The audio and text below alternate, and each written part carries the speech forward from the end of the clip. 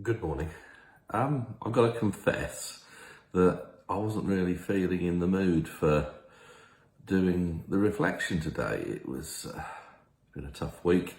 I had a phone call from a friend last night who has been fighting cancer for 2 years now and thought they were in remission, and suddenly it's all back on. It's flaring up, and obviously she's worried about whether she'll be here and going through hell, frankly. I'm having a busy week, and I just thought, I've read the reading today, and I get it. I get that God came to earth and lived amongst us and suffered along with us, and but when you see it in that form in the reading today, it's sort of almost, I don't know, it feels like it's a glorification of that process. And in some respects, when you're in a difficult place and you're concerned about others and feeling a bit low yourself, it's that sort of process or that sort of thinking doesn't necessarily lift you the way perhaps Paul expected it to lift people. I don't know about you, but there are days like that, aren't there? You just think, yeah, okay.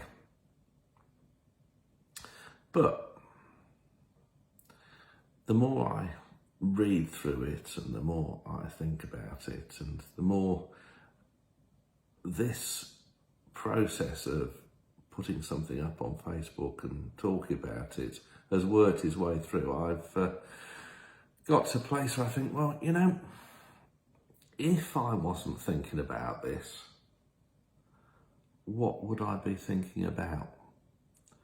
If I wasn't contemplating the cross, the sacrifice of a God who wants to be with us, who understands our pain and the stuff that goes on in our lives, what would I be doing? Where would I be? Where would I be going? How would my mind be working? Would I be able to just go off and go to work today and help everybody else get on with helping others? I don't know. Perhaps I wouldn't. And I suppose that's my reflection today, that in this heart of a suffering God who is prepared to lay down everything and do everything and sacrifice everything for us, knowing our pain and our humanity, perhaps when it's a bit rough and it's dark and you're not feeling like things and doing things, well, just perhaps it's the spark that gets us through the day. So if you're having a tough time today, like I think I am, hold on to that. It's perhaps the one thing that we can, when everything else isn't working for us. That spark of hope and love just might get us through. God bless.